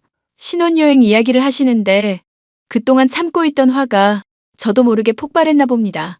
남편에게 시어머니와 나눈 모든 대화를 공유해 주었고 남편은 노발대발 하더라고요. 시어머니와 한바탕 했는지 어김없이 저에게 연락이 오셨고 전화며 문자며 시도 때도 없이 저를 괴롭히셨어요. 저는 이대로 휘말리면 결혼하고 나서도 개고생할 것 같았고 곧 결혼을 앞둔 시동생 부부를 위해서라도 시어머니와 결판을 내기로 했습니다. 너 정말 이럴 거니? 내 아들이랑 결혼하기 싫어? 어머니, 저 협박하세요? 원하시면 이 결혼 없던 걸로 할게요. 그럼 만족하시겠어요? 뭐? 없던 걸로 하자고? 청첩장이며 뭐며 다 돌렸는데 이제 와서 없던 걸로 하자니. 너는 결혼이 애들 장난이야? 어머니가 결혼하기 싫으냐면서요. 계속 이런 식이면 저 이 결혼 못해요. 저 그동안 많이 참았거든요. 네가 뭘 참아? 내가 뭘 어쨌다고. 어머니, 결혼 준비하고부터 참견하셨잖아요. 그것도 정도 것이지. 세상에 정환 씨랑 결혼하는 게 아니라 어머님이랑 결혼하는 줄 알았다니까요. 저희 부부가 살 집이고 살면서 쓸 물건 고르는데 어머님 주관 개입하시면 그게 어머님이랑 결혼하는 거지 뭐겠어요? 아니, 너 지금 말 다 했냐? 그럼 조언도 못 해줘? 조언이랑 잔소리, 참견은 엄연히 다른 거예요. 어머니가 뭘 몰라서 그러시는데 정환 씨가 그만하라고 안 했어요? 내 아들이랑 내 사이를 이간질하는 것도 모자라서 시애미를 가르치려 들어? 어머니, 다시 한번 말씀드리지만 전 정환 씨랑 결혼하는 거예요. 그리고 30 넘은 자식이 결혼하겠다고 하면 그냥 축하한다고 응원해 주실 일이지 이것저것 다 참견하시면 뭐하러 결혼시켜요? 그냥 끼고 사시지. 뭐? 너 아주 제대로 시집살이 당해봐야겠구나. 아, 그럼 저 그냥 안 할게요, 이 결혼. 그런 식으로 협박하시면 제가 넘어갈 줄 아나 본데 저 그렇게 쉬운 여자 아닙니다. 정환 씨, 지금 시기 넘기면 의사라는 훌륭한 직업 가지고도 결혼 못하고 평생 늙어 죽을 거예요. 뭐? 네 인연 뚫린 입이라고 막말하는 거니? 저 이대화 그대로 정환 씨한테 보낼 거예요. 결혼을 할지 말지는 나중에 정할 거고 어머님 계속 이런 식이면 전 못합니다. 저는 작정하고 시어머니를 들이받았습니다. 저에게 사사건건 간섭이며 화풀이며 온갖 잔소리를 해대시는데 좀 너무하다 싶었거든요. 여러 환자들을 대하며 나름 멘탈이 강하다고 자부했는데 시어머니는 좀 다른 방식으로 스트레스를 주더라고요. 결국 남편은 시어머니와 절연까지 하겠다며 크게 싸웠고 두려웠던 시어머니는 제게 사과를 하셨습니다. 자식을 잃을까봐 크게 충격을 드셨는지 저에게 눈물까지 보이며 사과를 하시더라고요. 앞으로 저를 까내리는 일 없이 존중하며 아껴주겠다고 말씀하시는데 제가 너무했나 싶더라고요. 그렇게 2달의 시간이 지나 저희는 많은 사람들의 축복 속에 결혼식을 올렸고 3개월 뒤 시동생 부부도 결혼식을 올렸어요. 그리고 10개월 정도의 시간이 흐른 지금 동서와 저는 행복하게 시어머니의 간섭 없이 공동육아를 하고 있답니다. 시어머니는 주말마다 저희 집에 오셔서는 반찬이며 미역국이며 몸보신되는 음식을 잔뜩 해주고 계세요. 결혼 전에 비하면 정말 사람이 180도 바뀌었다고 말해도 과언이 아닐 정도죠. 저희가 조금이라도 쉴 수 있게 아이 둘을 업고 안아서 봐주시기도 하고 지금은 막역한 고부지간이 되었답니다. 앞으로 살면서 이보다 더하면 더했지 사이가 안 좋아지진 않을 것 같아요. 시동생 부부와도 워낙 가깝게 지내고 시어머니도 예전과는 다른 모습이기 때문에 조금 달라진다면 더 행복해질 거라는 거? 그거 하나겠네요. 제 사연은 여기까지입니다. 해피엔딩으로 마무리되었지만 시어머니와 많은 갈등을 겪는 분들이 계시더라고요. 부부싸움이 칼로 물베기듯이 인간관계도 서로 하기 나름인 것 같아요. 어려움에 처한 분들이라면 저처럼 대놓고 들이받든지 해서 좋은 결과가 있었으면 좋겠습니다. 제 사연 들어주셔서 감사드려요. 공감과 댓글 부탁드립니다. 안녕하세요. 저는 도시락 배달 업체를 운영하고 있는 30대 여성입니다. 한 번의 잘못된 선택으로 인해 너무 많은 고통을 겪었지만 이제는 힘차게 앞으로 나아가고 싶어 이렇게 사연을 보내게 되었습니다. 현주 씨, 내가 그때 말한 소개팅 생각해봤어? 언니, 남동생이랑 만나보라고 하신 거요? 말씀은 감사하지만요. 너무 부담스러워요. 에이, 뭐가 부담스러워. 한 번 만난다고 다 결혼하는 것도 아닌데. 내 동생 정말 다정하고 잘생기고 인기도 많아. 내가 현주 씨를 친동생처럼 생각하니까 내 동생 소개해주는 거지. 이번 기회 놓치면 평생 후회할걸? 그렇게 인기 많으신 분이 왜 아직 싱글이세요? 저 말고도 소개받으시려는 분이 많으실 것 같은데요. 그게 내 동생이 눈이 높거든. 웬만한 여자는 성에 안 찬대. 그런데 현주 씨 사진 보더니 꽤 마음에 드는 눈치더라고. 더 이상 미루지 말고 그냥 내일 둘이 만나. 내가 식당은 예약해 줄게. 알았지? 아니, 그래도 됐어. 언제까지 재고 따지고 할 거야? 그러다가 나처럼 늙어서 노처녀 된다? 젊을 때 부지런히 남자 만나서 결혼하는 게 장땡이야. 이 언니 말만 들으면 자다가도 떡이 나온다고. 저는 당시에 집안 사정과 건강 문제로 다니던 회사를 그만두고 아르바이트를 하며 생계를 유지하고 있었습니다. 제가 일했던 식당 사장님이 바로 유나 언니였습니다. 저를 보면 자꾸만 잘해주고 싶은 마음이 든다면서 언니는 저에게 늘 많은 것을 베풀어 주었습니다. 가족의 정에 굶주려 있던 저는 그런 유나 언니를 친언니처럼 따랐습니다. 그런데 어느 날 언니가 저에게 자신의 남동생을 만나보라고 했고 저는 그렇게 소개팅을 하게 되었습니다. 어머, 어머. 둘이 사귄다며? 세상에 내가 다 기쁘다. 태규 씨가 저한테 너무 적극적으로 대시해 주셔서 그렇게 됐어요. 결혼 날짜는 언제가 좋겠어? 아직 결혼 얘기 나올 단계는 아니에요. 현주 씨 나이도 생각해야지. 지금 30살이면 어린 것 같지? 그런데 하나도 어린 나이 아냐. 지금 결혼 안 하면 40살, 50살까지 혼자 살다가 독거노인으로 죽게 된다고. 그래도 이렇게 성급하게 뭔가를 결정하고 싶지는 않아요. 저희 만난 지 얼마 되지도 않았고요. 현주 씨 정말 세상을 너무 모른다. 태규랑 결혼하면 현주 씨 인생 대박 나는 거야.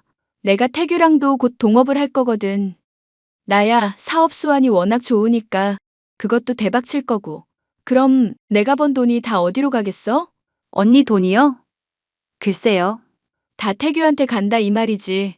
부모님도 안 계시고 나는 싱글이니까 나 죽고 나면 내 돈 다 태규한테 가는 거야. 현주 씨는 그냥 앉아서 태규 부인이라는 이유만으로 벼락부자 되는 거라고. 어때? 솔깃하지? 솔깃하지 않다고 하면 거짓말이지만 아직 결혼까지 할 마음의 준비가 덜 됐어요. 현주 씨 그런 식으로 살면 평생 거지처럼 사는 거야. 혼자만 거지같이 사는 것도 아니지. 거지 같은 남편 만나서 아이 낳으면 그 애들도 거지같이 사는 거라고. 우리 태규 같은 남자가 결혼해준다 할 때 넙죽 엎드려서 결혼하는 게 좋아. 다 인생 선배로서 하는 말이니까. 저에게는 인생의 멘토였던 유나 언니의 말 때문이었는지 태규 씨가 지극정성으로 저에게 구애를 한 덕분인지 저희 둘은 결혼을 하게 되었습니다. 언니, 저 임신했어요. 어머 잘 됐네. 그럼 당장 일은 그만둬야겠다. 제가 임신해도 계속 일할 수 있게 해주신다면서요. 제가 얼마나 일하는 걸 좋아하는지 아시잖아요. 그거야 옳게 생각이고. 뱃속에 있는 아이는 엄마랑 함께 있기를 원하는 걸. 언니, 왜 갑자기 저한테 올케라고 부르세요? 그 전까지는 제 이름 불러주셨으면서. 아기도 태어날 건데 이제 집안 기강 잡아야 할 때인 것 같아. 올케도 나한테 언니라고 부르는 말버릇 집어치워. 깍듯하게 형님이라고 부르도록 해. 언니, 갑자기 저한테 왜 그러세요? 제가 언니 서운하게 한 일이 있으면 말씀해 주세요. 제가 고칠게요. 내가 말하면 내라고 대답하고 그대로 해. 자꾸 이것저것 따져 묻지 말고. 없는 집안에서 자라서 못 배운 거 티내는 것도 아니고. 왜 자꾸 손윗사람 말에 토를 달아? 건방지게. 아기가 생긴 후 남편과 시누이의 태도는 돌변했습니다.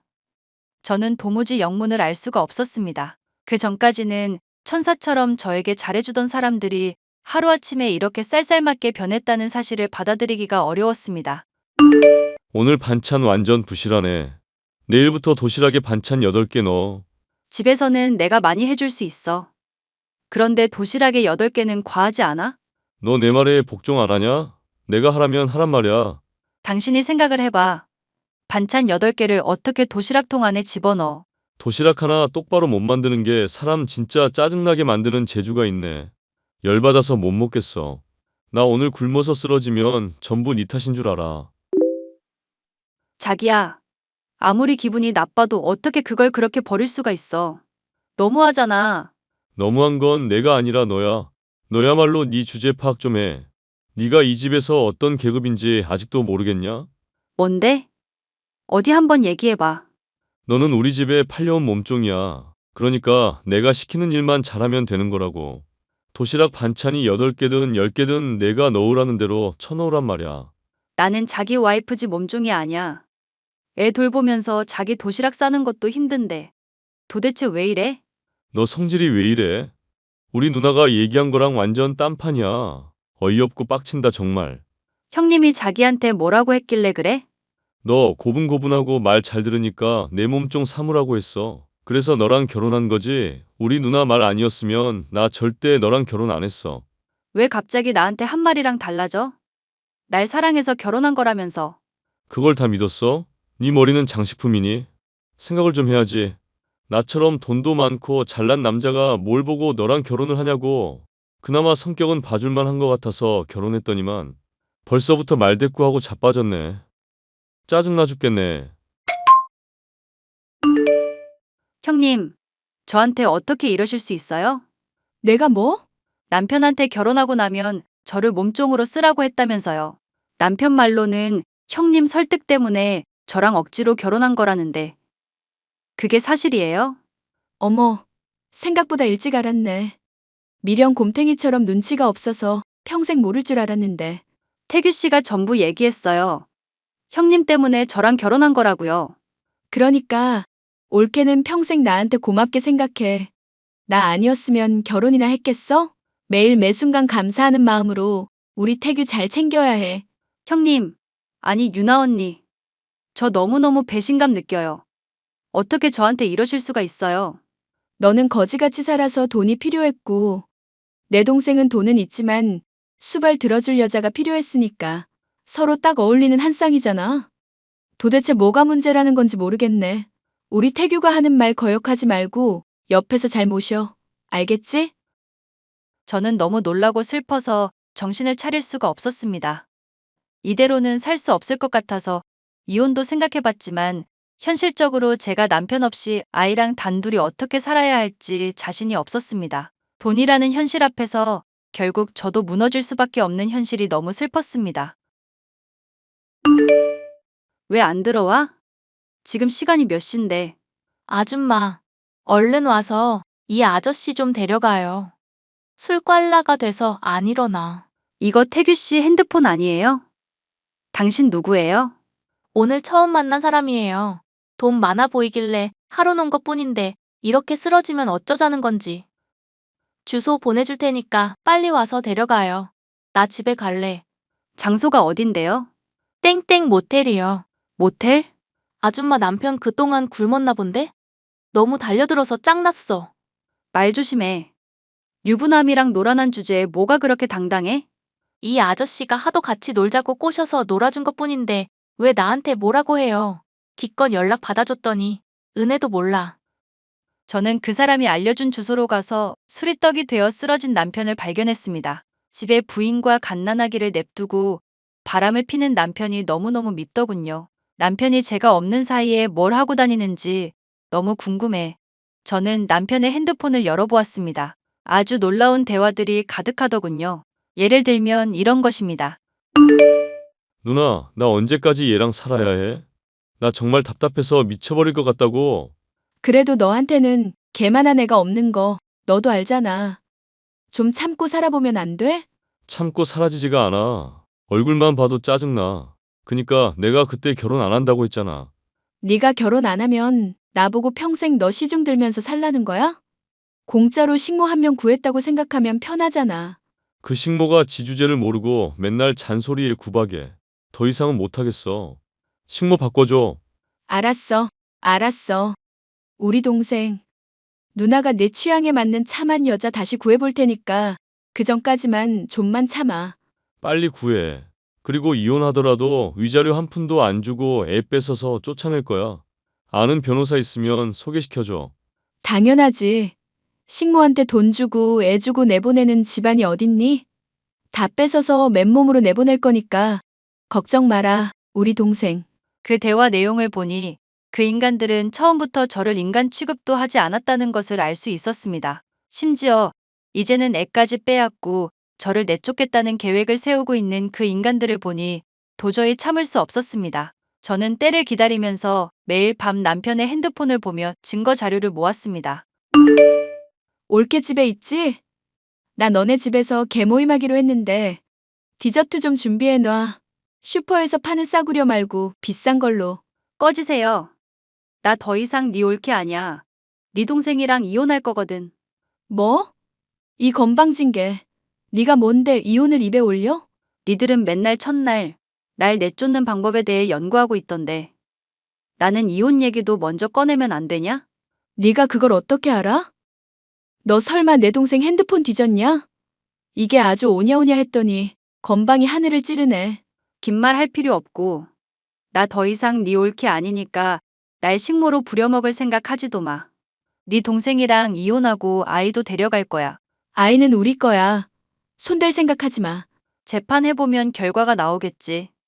내가 판사님이라면 부인을 식모로 부려먹고 허구한 날 모르는 사람이랑 모텔 가서 잠드는 남편한테는 양육권 안 줄 것 같네. 피곤해서 모텔 가서 잠든 것 같고 꼬투리 잡을래? 그런 얘기는 나한테 하지 말고 판사님 앞에 가서 하셔요. 그분도 그런 허술한 변명을 들어줄지는 모르겠지만. 그래. 가라가. 네가 제 발로 나가주면 우리는 오히려 땡큐다. 네가 낳은 애새끼 어차피 별로 이쁘지도 않았어. 이참에 다 데려가. 나는 우리 태규만 있으면 되니까. 가기 전에 비밀 하나만 얘기해 줄게. 당신이 평생 일궈온 재산을 남동생이 다 말아먹게 생겼다는 이야기.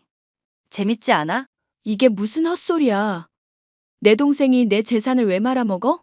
당신 동생이 당신 인감도장 들고 다니면서 무슨 짓 하는지 알면 아마 쓰러질걸? 미리 우황청심환이라도 먹어두는 게 좋아. 내 동생이 무슨 짓을 했길래 그래?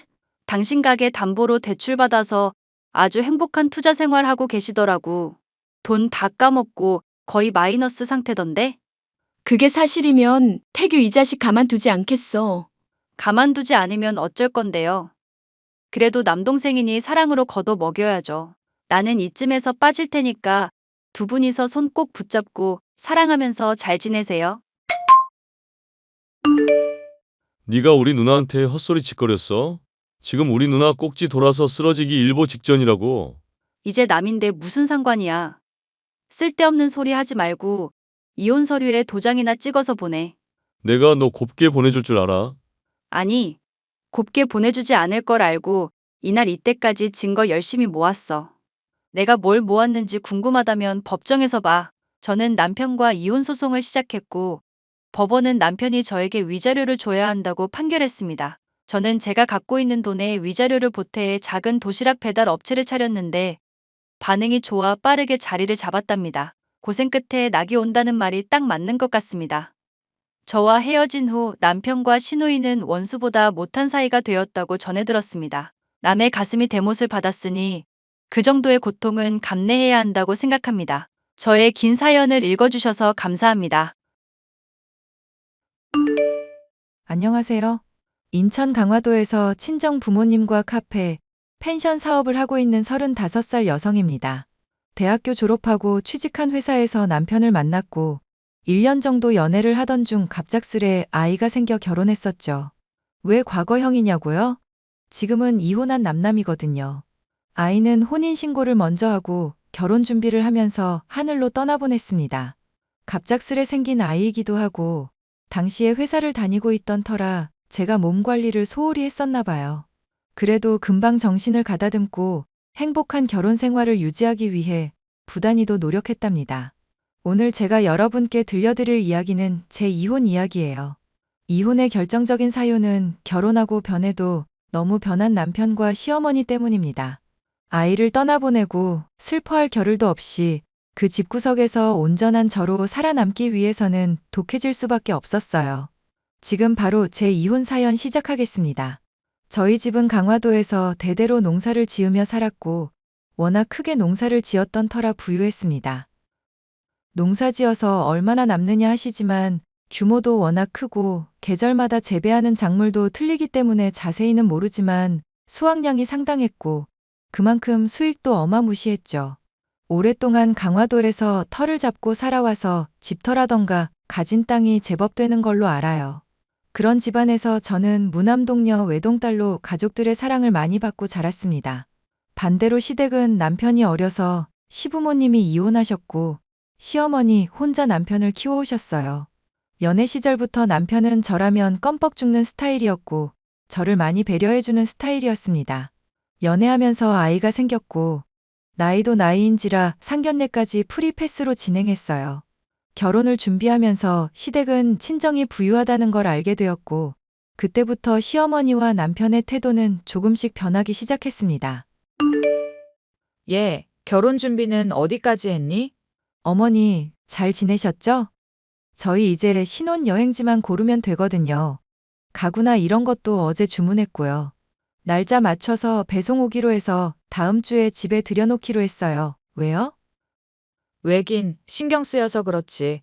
전부 다 내가 말한 브랜드에서 산 거지? 그럼요. 이리저리 둘러보다가 도저히 안 될 것 같아서 어머니가 알려주신 곳에서 맞춤 제작으로 다 주문했어요. 잘했네. 가전은 다 맞춘 거 맞지? 가장 최신 버전으로 샀고? 네. 신혼여행지가 워낙 많아서 어디로 할지 고민이네요. 그건 걱정할 것 없다. 내가 그럴까봐 미리 다 알아봤어. 네? 무슨 말씀이세요? 신혼여행은 이태리로 가거라. 내가 비행기 표랑 숙소까지 다 예약했어. 결혼식하고 다음날 새벽에 출발할 거니까 준비해놔. 우와, 이탈리아 처음 가보는데요. 그런데 어머니도 가세요? 그럼 내가 해외 가본 건 필리핀이 전부라서 이참에 너희들 따라서 유럽 좀 가보려고. 안 되니? 신혼여행인데 어머니가 따라가신다고요? 그 이랑 아직 이야기를 제대로 안 해봐서요. 그건 걱정할 거 없다. 내가 알아서 잘 이야기해놨어. 너는 꾸민비 나한테 줄 생각 말고 그 돈으로 나 여행 가서 입을 옷이랑 들고 다닐 가방이랑 괜찮은 걸로 골라놔. 네? 제가 어머니 취향을 어떻게 알고요? 그리고 저희 신혼여행에 어머니도 같이 가신다는 게. 너는 무슨 말이 그렇게 많냐? 가는 것만 같이 가고 방해 안 할 테니까 걱정하지 말아라. 이렇게 속이 좁아서야 원. 아무튼 내가 메시지 보내놓을 테니까 필요한 거 사서 진우 편으로 보내. 네, 알겠습니다. 자기야, 어머니 연락 오셨는데 신혼여행 같이 간다는 거 왜 나한테 미리 말 안 했어? 아, 그거. 엄마가 그저께 이야기하시는데 이미 표랑 다 결제하셨더라고. 내가 미리 말한다는 걸 깜빡했네. 아니, 요즘 누가 신혼여행을 시어머니랑 같이 가? 에이, 그래도 가족끼리 해외여행을 언제 가보겠어? 당신이 조금만 이해해주면 안 될까?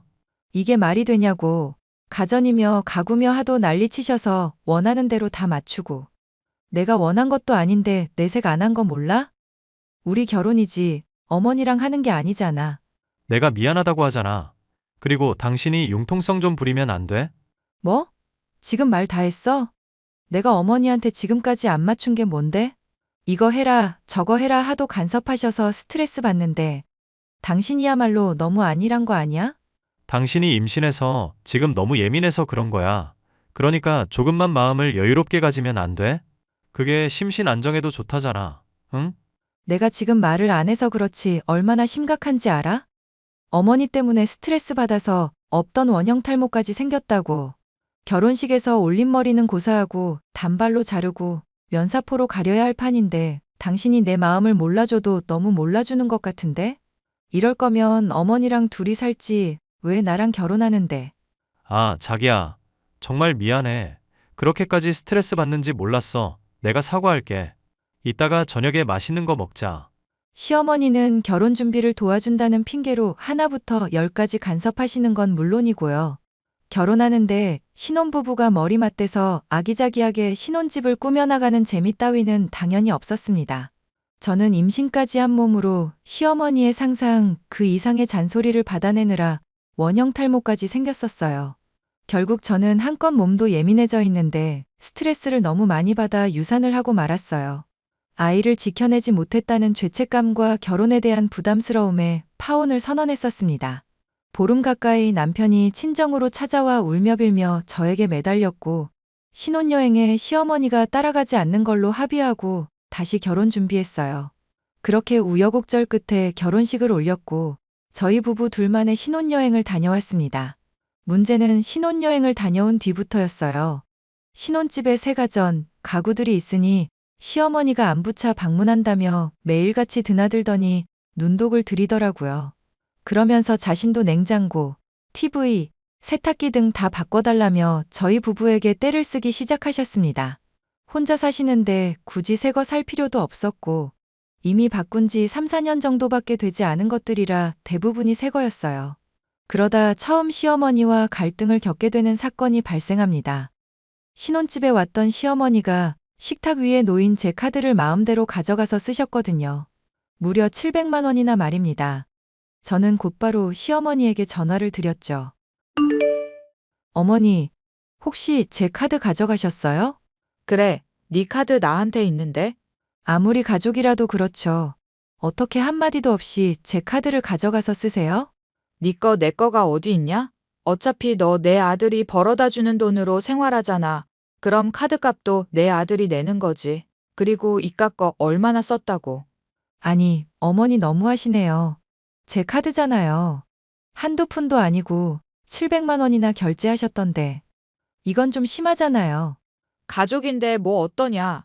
제가 잘 쓰지도 않는 카드인데 알림 설정 안 해놔서 고지서 보고 알았거든요. 왜 마음대로 쓰시는데요? 아니, 너야말로 너무한 거 아니니? 보니까 너희 친정 좀 여유롭던데 이 정도는 이해해 줄 수 있는 거 아니야? 어머니, 저희 친정 돈이랑 제 카드랑 연관 짓지 마시고요. 지금 어머니가 사과하셔야 할 상황인 건 모르세요? 너 기본적인 예의가 없구나. 너 친정에서 어떻게 가르쳤길래 이러니? 그깟 돈 몇 푼 좀 썼다고 이렇게 시애미를 잡아? 잡다니요. 어머니가 절 잡으시겠죠. 저 이직 준비한다고 회사 관둔 거 아시잖아요. 그리고 그이가 주는 돈 쓰는 거 아니에요. 제가 번 돈으로 제가 쓰는 거고 각자 관리하는데 무슨 소리세요? 이번에 쓴 건 더 이상 말 안 할 테니까 당장 카드 돌려주세요. 시어머니는 제 카드로 정말 온갖 사치를 부리셨더라고요. 기름값이며 마트에서 장 보는 건 기본이었고요. 피부과에서 피부 관리를 받는다던가 명품 가방을 사기도 했습니다. 결혼하면서 주고받은 것도 간단하니까 꾸민비라 생각하고 좋게 넘어갔습니다. 큰 소리 내봤자 제 결혼 생활에 잡음만 들려올 게 뻔하고 심적으로 안정이 필요했거든요. 더군다나 제가 이직 계획을 세우고 있던 참이라 벌이가 없었어요. 제가 가진 돈으로 겨우 메꿨고 생각보다 이직이 쉽지 않아서 결국 카페에서 아르바이트를 시작했어요. 시어머니가 틈만 나면 저한테 돈을 달라고 하거나 나중에 돈 줄 테니 카드 빌려달라고 한 게 몇 번 있었거든요. 그럴 때마다 남편한테 메꾸라고 잔소리도 했지만 듣는 둥 마는 둥 하길래 닥치는 대로 일을 해야 했습니다. 여보, 우리 엄마 환갑인데 용돈 드리게 1,000만 원만 줘봐. 1,000만 원? 지금 1,000만 원이라고 했어? 1,000만 원이 네 집게 이름도 아니고 그렇게 쉬운 금액이니? 왜? 당신 요즘 일한다며 그럼 그 정도 돈은 있을 거 아냐? 예전 직장 퇴사하고 받은 퇴직금도 있을 거고. 장난하니? 당신이 결혼하면서 생활비를 줬어 뭘 했어?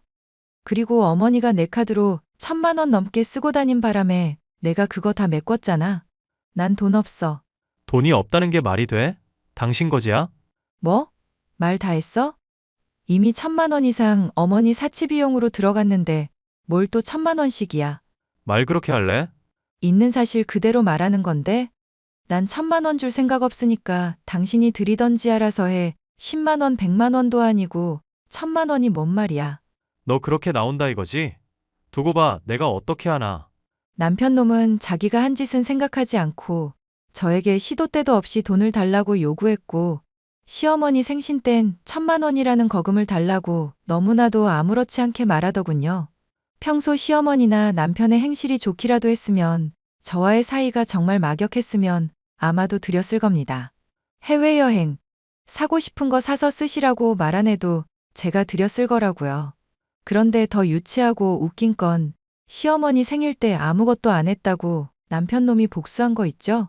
자기들은 하고 싶은 것, 돈 쓰고 싶을 때 막 쓰면서 정작 저희 친정엄마 생일에는 아무것도 안 해줬어요. 축하한다는 말 한마디 없이 로켓 배송으로 9,900원짜리 잠옷바지 하나 주문한 게 전부였습니다. 얼마나 서운하고 어이없었는지 친정엄마가 저에게 연락하셨어요. 원래 남에게 싫은 소리 한마디 하지 못하시는 분인데 이건 경우에 어긋나도 한참 어긋난 거니까요. 예, 내가 이런 말까지는 안 하려고 했는데 박서방이랑 사돈 정말 너무한 거 아니니? 왜? 무슨 일 있어? 아니, 내 생일이랍시고 연락 안 한 건 바쁘다고 쳐. 이해한다 이거야. 근데 저번에 너한테 뜯어간 돈이 얼만데 나한테 꼴랑 내복한 벌이냐? 내복? 누가? 누구긴 누구야. 박서방이 우리 집으로 주문했더만. 내가 이거 받고 기뻐할 줄 알았나 보지? 어쩜 사람들이 염치가 그렇게도 없다니? 아휴, 엄마 그러려니 하자. 나도 진작에 포기했어. 내가 지난번에 이야기했잖아.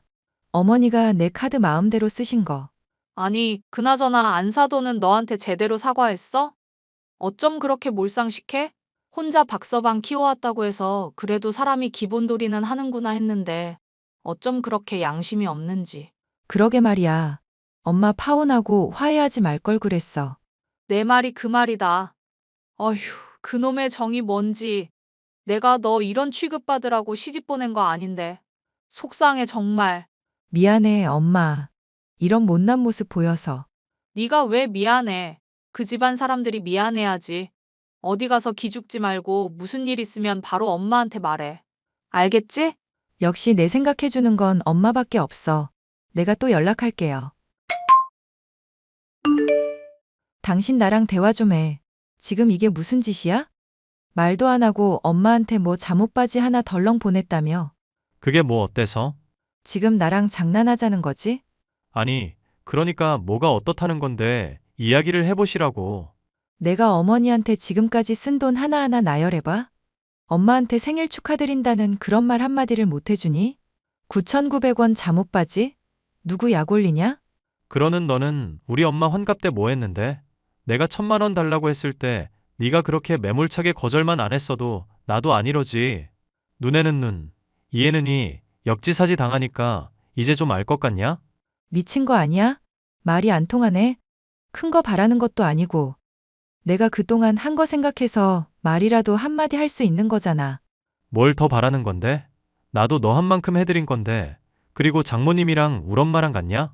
그건 무슨 소리야? 장모님은 딸 낳았고 우리 엄마는 아들 낳았는데 그 차이를 넘을 수 있냐 이거지. 옛날 같았으면 장모님 뼈도 못 추렸어. 진짜 지랄도 유분수다. 그 말 후회하게 해줄게. 뭘 어쩌려고? 그래, 어디 한번 해봐. 지금 생각해보면 결혼식 이후로 행복했던 적이 단 하루도 없었던 것 같아요. 거기다 시어머니는 결혼한 지 반년 넘었으면 아이 소식이 있어야 하지 않냐며 저를 갈구기 시작했습니다. 유산한 지도 제법 시간이 지난 건 사실이지만 그래도 제 몸이 예전 같지 않은데 아이를 원하기만 해서 생기나요? 하늘을 봐야 별도 따고 달도 따고 하는데 마음도 예전 같지 않고 온종일 스트레스 받는데 생길 아이도 짜증나서 떠나갈 판이었습니다. 남편과 한바탕 하고서는 기분이 더러워서 며칠 밤을 지새던 와중에 남편이 사고까지 쳤어요. 멀쩡히 잘 다니던 직장에 사업을 하고 싶다며 사표를 내던지고 왔거든요. 그러면 사업을 잘하기라도 해야 하는데 시어머니가 사시던 집 전세금까지 말아먹고는 답답하다며 매일 술을 마셨습니다. 시어머니가 오갈 곳이 없어지게 된 상황에서 결국 저희 신혼집에서 함께 살기로 했어요. 그러면서 제 스트레스는 더욱 극에 달했고 대놓고 친정에서 돈을 빌려오라는 남편과 몸싸움까지 했습니다. 고성이 오가며 몸싸움도 하고 이웃집에서 찾아올 정도로 크게 싸웠어요. 그러는 과정에서 남편에게 뺨도 맞고 시어머니에게 머리채까지 뜯기며 온갖 수모를 당했습니다. 저는 그 길로 짐을 싸서 친정으로 와버렸어요. 내 인연, 네가 감히 어디라고 집을 나가? 당장 들어와서 내 아들 밥 차려. 제가 왜 그 집에 다시 들어가죠? 저 그렇게 좁히실 때는 언제고 이제 밥할 사람 없다고 저 부려먹으시려고요? 이제 그만 스트레스 주세요. 내가 너한테 스트레스를 줘? 도움을 줬으면 줬지. 이 배은망덕한 년아. 이제 그만하고 집으로 와. 서로 싸우다가 감정 격해져서 그런 거니까 화해하고 다시 예전처럼 살자고. 당신은 그게 돼? 감정이 격해져서 와이프 뺨 때리고 발로 차냐? 너 같으면 그 집에 다시 가고 싶겠어? 야, 내 아들한테 너라니. 하늘 같은 남편한테 그게 무슨 말버릇이야? 야라고 하지 마세요. 저도 제 이름 있거든요. 그리고 어머니도 앞으로 저 볼 생각하지 마세요. 지금 그 말, 이혼이라도 하겠다는 말이야? 못할 것도 없지. 이왕 이렇게 된 거 갈라서자. 난 더 이상 당신이랑 살 자신 없어. 결혼하고 나서 단 하루도 행복하지가 않다고. 말이면 단 줄 알아? 네가 아내 노릇, 며느리 노릇 잘했으면 이런 결과 초래하지도 않았어. 끝까지 내 탓이네? 도대체 내가 무슨 잘못을 했다고 그래? 너 우리 엄마 생일도 그래. 말 한마디 없이 그딴 식으로 하는 거 아니야. 어머님이 내 카드로 1,000만 원 넘게 쓸 때 너 아무 말도 안 하고 있었잖아. 나 일도 안 하고 있던 상황에 네가 생활비를 주기를 해 뭐를 해? 네 엄마가 싼 똥 내가 다 치우고 우리 친정 핑계 대면서 돈 가져오라 그러고 무슨 거지 같은 집구석도 아니고. 너 지금 말 다 했어? 거지 같은 집구석? 그럼 거지 같은 거 아니면 뭐야? 신혼여행에 따라간다고 했을 때부터 이 결혼은 하는 게 아니었어. 그건 이미 지난 일이잖아. 왜 과거까지 들춰서 그래? 다 필요 없어. 길게 말할 이유도 없어. 우리 이혼하자. 어디서 감히 이혼을 논해? 결혼이 애들 장난도 아니고 그렇게 쉽게 없던 일이 되는 거냐? 이 CM이 앞에서 못하는 말이 없어. 못하는 게 아니라 안 하고 있던 거예요. 얼마나 엉망으로 행동하나 지켜본 거라고요. 저는 더 이상 같이 못 사니까 그 집에서 행복하게 아드님이랑 지지고 볶고 사세요. 당신 정말 이럴 거야? 이혼? 쉽게 못 해주지. 위자료 1억 가져오면 이혼해 줄게. 내가 받았으면 받았지. 당신한테 위자료라니 말도 안 되지. 이혼하기 싫어? 그럼 소송 걸게. 단단히 준비해. 저는 남편에게 이혼을 선언했어요. 하지만 되려 위자료를 내놓지 않으면 이혼은 없다며 뻔뻔한 태도를 보이더군요. 남편과 시어머니의 약점을 잡기 위해 뒷조사를 하기 시작했습니다. 이미 몰래 설치해둔 홈캠에 찍힌 폭행의 증거, 제 카드 내역으로도 충분했지만 더 강력한 한 방이 필요했죠.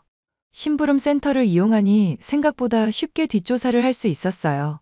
남편은 사업을 한다며 이리저리 돈을 빌리고 대출까지 받은 상태였습니다. 무려 빚이 2억이었어요.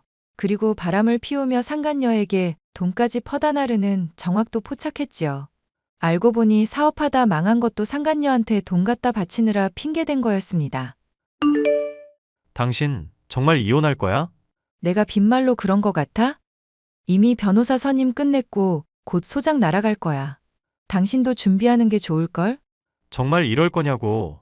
그리고 이혼하면 당신이 손해야. 알아? 내가 왜? 이혼할 수 있는 증거는 나한테 아주 차고 넘치거든? 합의 안 하면 폭행죄로 고소해버릴 거야. 뭐? 증거? 폭행죄?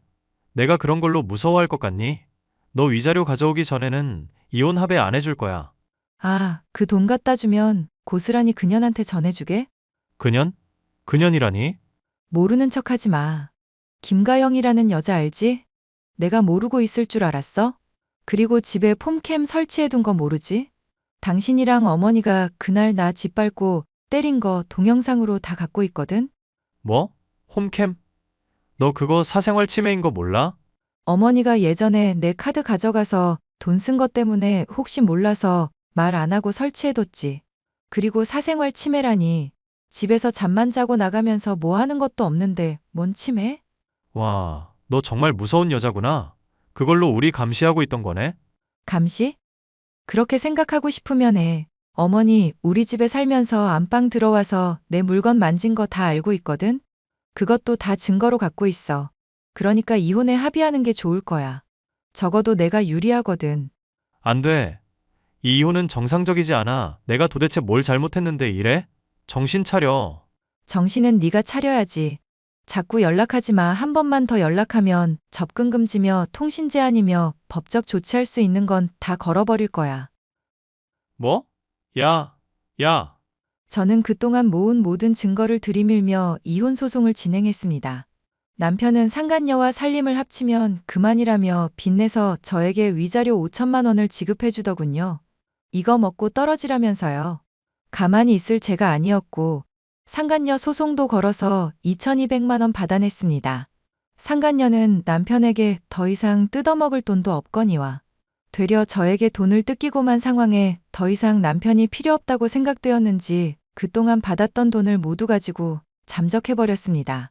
남편과 시어머니는 길거리에 나아지게 되었고 3억 가까이 되는 빚이 생겼어요. 그제야 정신이 들었는지 강화도에 있는 친정에까지 찾아오며 빌붙기 시작하더라고요.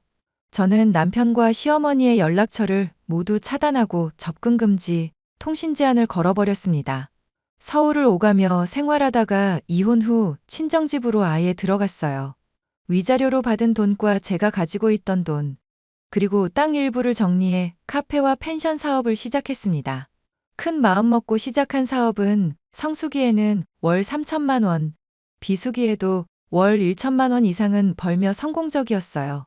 카페에서 아르바이트를 시작하며 조금씩 흥미가 생겼는데 바리스타 자격증도 따고 준비했던 게 도움이 되었거든요. 남편은 여전히 친정엄마나 아버지에게 한 번만 용서해달라며 연락이 오곤 하지만 매번 퇴짜 맞고 있습니다. 접근 금지를 해놓은 덕에 찾아오지도 못하고 있네요. 친정 아버지 말로는 천안에 있는 화장품 공장에 취직했다고 하는데 자세히는 모릅니다. 알고 싶지도 않고요. 사람이 살아가면서 완벽한 100% 죽이 잘 맞는 경우는 없겠지만 되려 독이 되는 경우도 드물다고 생각해요. 사랑해서 한 결혼이지만 결혼에 있어서 사랑이 전부가 아니라는 걸 새삼 느끼는 경험이었습니다. 좋은 인생 경험했다 생각하고 제 할 일에 집중하면서 살려고요. 제 사연은 여기까지고요. 긴 사연 들어주셔서 감사합니다. 공감되셨으면 응원의 댓글 부탁드릴게요.